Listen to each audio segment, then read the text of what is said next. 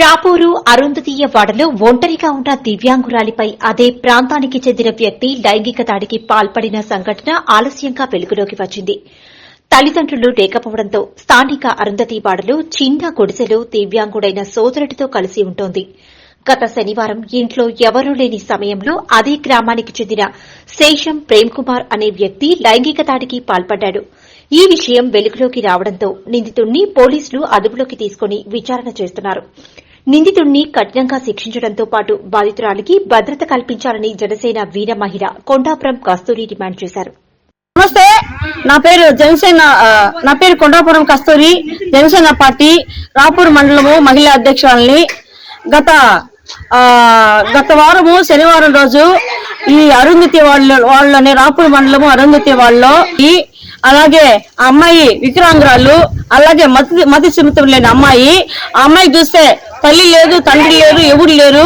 ఇంకొక అన్న కూడా వికలాంగుడేను. అబ్బాయి పేరు కూడా కరుపం నాగరాజు. ఆ అబ్బాయికి అన్న కూడా వికలాంగుడు. ఈ అమ్మాయి చూస్తే వికలాంగురాలు, అమ్మాయి మంచంలోనే ఉంటది. ఈ అరుంధతి వాళ్ళు ఎస్సీ కాలనీలో ఒక అబ్బాయి శేషం ప్రేమ్ కుమార్ అనే అబ్బాయి ఆ అమ్మాయిని నోరుగా పెట్టేసి ఏం తెలియని అభోషమం తెలియని అమ్మాయిని, వికలాంగులైన అమ్మాయిని ఆ దుర్మార్గుడు నోరుగా పెట్టేసి అమ్మాయిని అత్యాచారం చేయడం జరిగింది.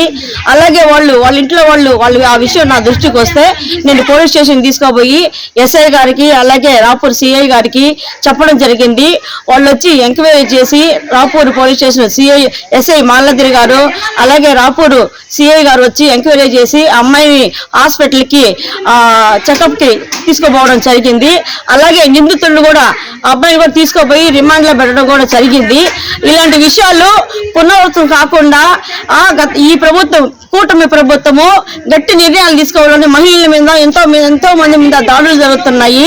ఇలాంటి దాడులు పునరావృతం కాకుండా ఈ కూటమి ప్రభుత్వంలో ఉన్నటువంటి ముఖ్యమంత్రి నారా చంద్రబాబు నాయుడు గారు అలాగే డిప్యూటీ సీఎం అయినటువంటి ముఖ్యమంత్రి అయినటువంటి పవన్ కళ్యాణ్ గారు అలాగే ఐటీ శాఖ మంత్రి నారా లోకేష్ గారు ఇలాంటి దాడులు మహిళలపైన జరగకుండా పునరావృతం కాకుండా న్యాయం చేస్తారని మనస్ఫూర్తిగా కోరుకుంటున్నాను.